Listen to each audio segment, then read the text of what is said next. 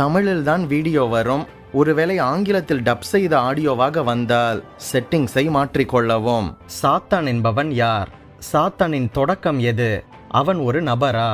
அவன் எப்படிப்பட்டவன்? சாத்தானின் பண்புகள் என்ன? சாத்தானின் செயல்கள் என்ன?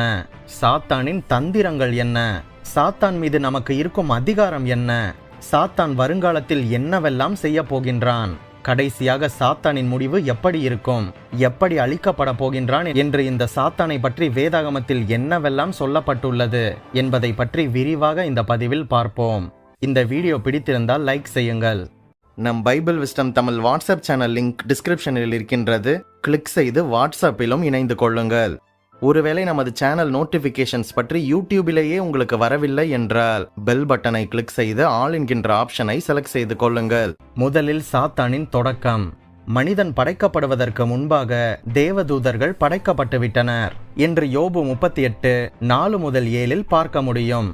தேவன் பூமியை அஸ்திபாரப்படுத்தும் போது விடியற் காலத்து நட்சத்திரங்கள் ஏகமாக பாடி தேவபுத்திரர் எல்லாரும் கெம்பீரித்தார்களே என்று நாம் வாசிக்க முடியும். 3 முக்கிய தேவதூதர்கள் இருந்தனர். மிகாவேல், கேப்ரியேல் மற்றும் அதிகாலையின் மகனாகிய விடிவெள்ளியாகிய தேவதூதன். இவன் எபிரேய மொழியில் லூசிஃபர் என்று அழைக்கப்பட்டான்.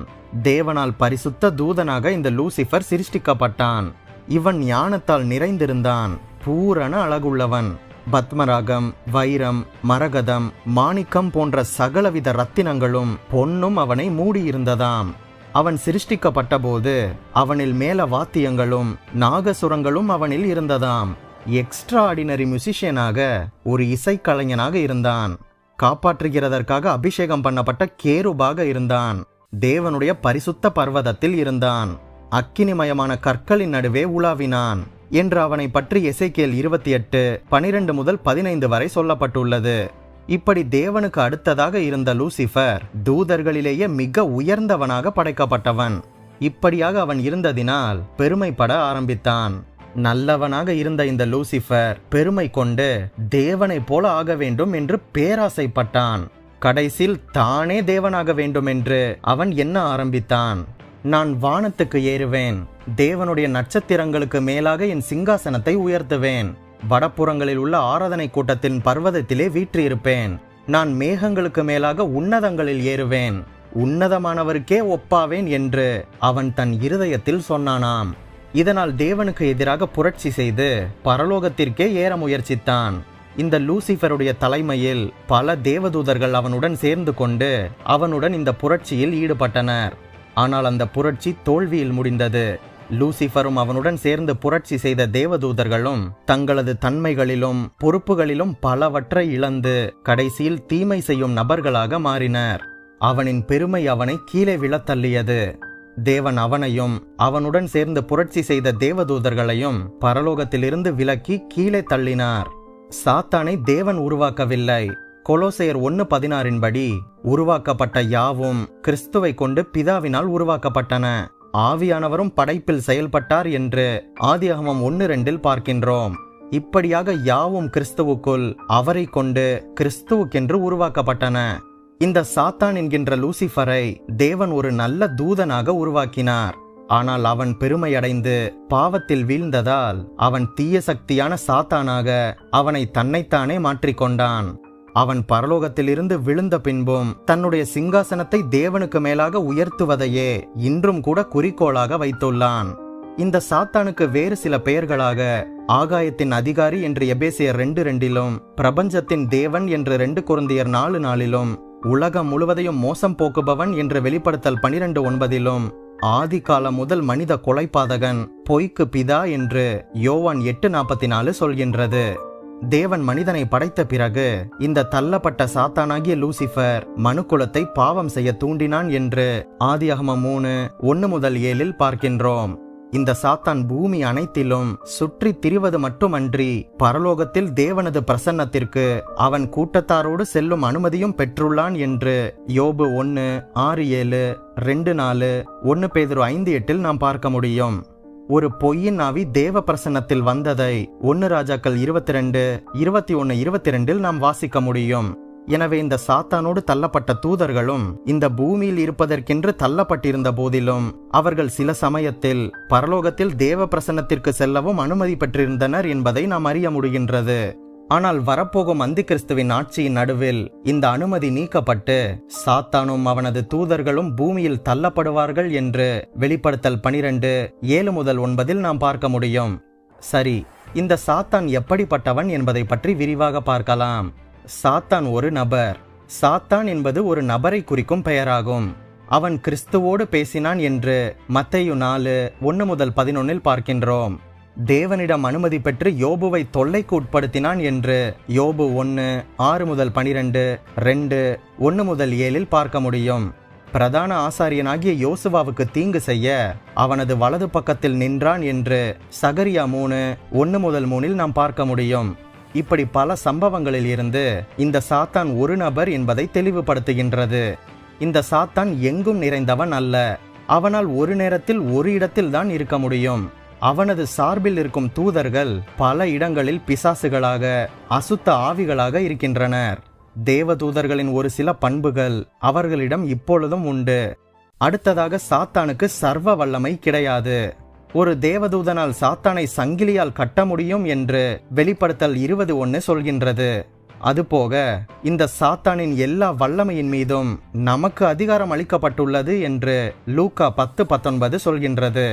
அடுத்ததாக, இந்த சாத்தான் எல்லாவற்றையும் அறிந்தவன் அல்ல. இந்த சாத்தானால் நமது எண்ணங்களை கண்டுபிடிக்க முடியாது. நாம் பேசும் வார்த்தைகளின் மூலம் மற்றும் நாம் செய்யும் செயல்களை வைத்துதான் அவன் நம்மை அறிந்து கொள்ள முடியும். ஆகவே நாம் என்ன வார்த்தைகளை பேசுகின்றோம் என்பது மிக முக்கியம்.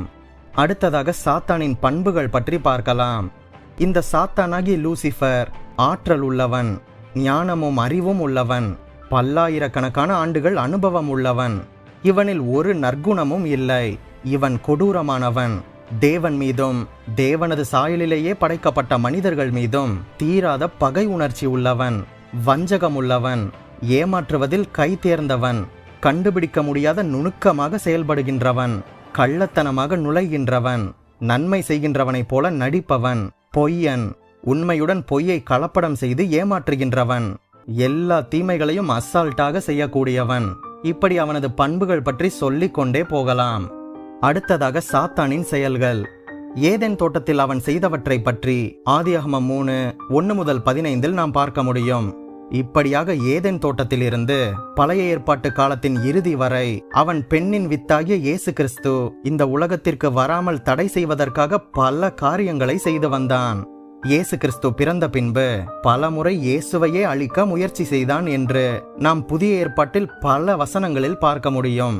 ஆனால் இரட்சகராகிய இயேசு கிறிஸ்து நமக்காக இந்த சிலுவையில் மரித்து தன்னையே பலியாக ஒப்பு கொடுத்து சிலுவையில் மரணமடைந்து உயிர் தெழுந்த பின்பு, வெற்றி சிறந்த பின்பு, சாத்தானுக்கு இருந்த அதிகாரங்களில் ஒன்றான மரணத்தில் மேல் அதிகாரம் அவனுடைய கையை விட்டு போய்விட்டது என்று எபிரேயர் 2:14, வெளிப்படுத்தல் 1:18 மூலம் நாம் அறிந்து கொள்ள முடியும்.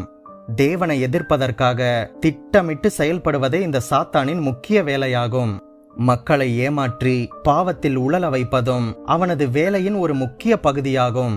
தேவ சாயலில் படைக்கப்பட்ட மனுக்குல மக்களின் சமாதானம், மகிழ்ச்சி, உடல் நலம் ஆகியவற்றை திருடுவதும், அவர்களை கொல்வதும், அவர்கள் பரலோகத்திற்கு செல்லாமல் நரகத்திற்கு செல்வதற்கான செயல்களை செய்ய தூண்டுவதும், அவர்களை மோசம் போக்கி ஏமாற்றுவதுமே இந்த சாத்தானின் செயல்கள் என்று யோவான் 10:10 சொல்கின்றது.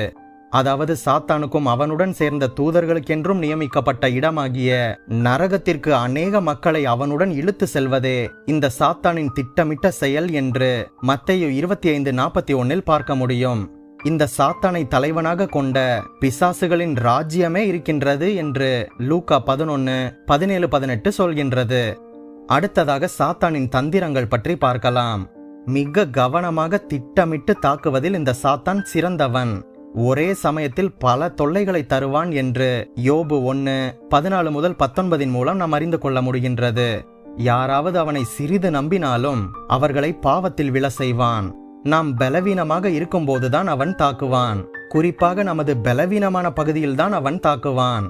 நமது நண்பர்களையும் குடும்பத்தினரையும் பயன்படுத்தி நம்மை சோதிப்பான். வேத வசனத்தை தவறாக பயன்படுத்தி ஏமாற்ற முயற்சிப்பான். நமது தேவைகளை சந்திப்பதற்கு நமக்கு தவறான வழிகளை காட்டுவான். பாவத்தை கவர்ச்சியாக தோன்றும்படி செய்வான். இச்சைகளையும் பெருமையையும் தூண்டி விடுவான். தேவனையும் அவருடைய வார்த்தைகளையும் நாம் சந்தேகப்படும்படி செய்வான். நமது கவனத்தை தேவனை விட்டு திருப்ப முயற்சிப்பான். தேவனுக்கு நாம் கீழ்ப்படியாமல் இருக்க நம்மை தூண்டுவான். பாவம் செய்வதற்கும் பாவம் செய்த பிறகும் சாக்கு போக்குகள் சொல்ல நமக்கு கற்பிப்பான். அவனது நோக்கத்தை நிறைவேற்றுவதற்காக அவன் என்ன வேண்டுமானாலும் செய்வான். ஆனால் பாருங்கள், நம்மோடு இருக்கின்றவர் அவனிலும் பெரியவர் என்று 1 யோவான் 4:4 சொல்கின்றது.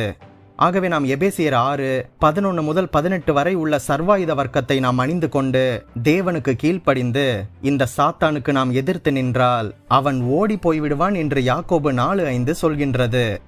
அடுத்ததாக சாத்தான் மீது நமக்கு உள்ள அதிகாரம் பற்றி பார்க்கலாம். சாத்தானுக்கு எவ்வளவோ ஆற்றல் இருந்த போதிலும் இந்த சாத்தான் நம்முடைய அதிகாரத்திற்கு கீழ்ப்பட்டவனாக இருக்கின்றான். இந்த சாத்தானின் சகல வல்லமையையும் மேற்கொள்வதற்கு இயேசு நமக்கு அதிகாரம் அளித்திருக்கின்றார். இந்த சாத்தானால் நம்மை ஒரு விதத்திலும் சேதப்படுத்த முடியாது என்று இயேசுவே லூக்கா 10:19 கூறியிருக்கின்றார். சர்வ வல்லவரின் நிழலில் நமக்கு முழுமையான பாதுகாப்பு உண்டு என்று சங்கீதம் 91:1 முதல் 16 போதிக்கின்றது. இந்த வானத்தையும் பூமியையும் படைத்த கர்த்தர் நம்மை பாதுகாக்கின்றார் என்று சங்கீதம் 121:1 முதல் 8 விவரிக்கின்றது. ஆகவே சாத்தானால் நமது அனுமதியின்றி நம்மை ஒன்றுமே செய்ய முடியாது. ஆகவே சாத்தானுக்கு நாம் தான் இடம் கொடுக்காமல் இருக்க வேண்டும். அடுத்ததாக வருங்காலத்தில் சாத்தான் செய்ய போகின்றவை பற்றி பார்க்கலாம். 2 தெசலோனிக்கேயர் 2:7 படி வரும் காலத்தில் வரப்போகும் அந்தி கிறிஸ்துவிற்கு இந்த சாத்தான் தனது பலத்தையும் ஆளுகையையும் மிகுந்த அதிகாரத்தையும் கொடுத்து அந்தி கிறிஸ்து மூலமாக இந்த உலகத்தையே ஆட்சி செய்ய முயற்சி செய்வான் என்று வெளிப்படுத்தல் 13ஆம் அதிகாரம் சொல்கின்றது. அந்தி கிறிஸ்து யார் என்கின்ற வீடியோ லிங்க் டிஸ்கிரிப்ஷனில் உள்ளது. பார்க்காதவர்கள் பின்னர் பார்த்து கொள்ளுங்கள். இப்படியாக அவன் உலகின் பல மக்களை சேர்த்து எருசலேமை அழிக்க முயற்சி செய்யும் போது கிறிஸ்து உலகிற்கு வந்து சாத்தானையும் அந்தி கிறிஸ்துவையும் கள்ள தீர்க்கதரிசியையும் அவர்கள் ஏற்பாடு செய்திருந்த சேனைகளையும் தோற்கடிப்பார் என்று வெளிப்படுத்தல் 19:11 முதல் 21 நாம் பார்க்க முடியும். அதை தொடர்ந்து நடக்கும் கிறிஸ்துவின் 1000 ஆண்டு அரசாட்சியின் போது சாத்தான் பாதாளத்தில் ஒரு பகுதியில் கட்டி வைக்கப்பட்டிருப்பான் என்று வெளிப்படுத்தல் 20:1-2 சொல்கின்றது. கடைசியாக சாத்தானின் முடிவு பற்றி பார்க்கலாம். கிறிஸ்துவின் 1000 ஆண்டு அரசாட்சியின் இறுதியில் சிறிது காலம் சாத்தான் விடுதலையாகி அப்பொழுது இருக்கும் மக்களில் பலரை தன்னுடன் சேர்த்து கொண்டு தேவனுக்கு எதிரான இறுதி போராட்டத்தில் ஈடுபடுவான். அப்பொழுது சாத்தான் தோல்வியை தழுவி நெருப்பும் கந்தகமும் எரியும் கடலாகிய நரகத்திற்கு இனி அவன் வரவே முடியாதபடி நித்தியமாக தள்ளப்படுவான் என்று வெளிப்படுத்தல் 20:7 முதல் 10 சொல்கின்றது. இதுவே சாத்தானை பற்றி வேதாகமத்தில் உள்ள A to Z காரியங்கள். இந்த வீடியோ உங்களுக்கு சாத்தான் யார், எப்படிப்பட்டவன், அவன் என்னவெல்லாம் செய்ய போகின்றான், எப்படி அழிக்கப்பட போகின்றான் என்பதை பற்றி தெளிவாக புரிய வைத்திருக்கும் என்று நம்புகின்றேன். வீடியோ பிடித்திருந்தால் லைக் செய்யுங்கள். அடுத்த வாரம் வேறொரு கேள்விக்கான பதிலை பார்ப்போம். நம் பைபிள் விஸ்டம் தமிழ் சேனலின் முயற்சிகளுக்கு உங்களால் முடிந்த உதவியை செய்யுங்கள். நம் சேனலை உங்கள் கிறிஸ்தவ நண்பர்களுக்கு அறிமுகம் செய்யுங்கள். நீங்கள் ஆசீர்வதிக்கப்பட்டவர்கள்.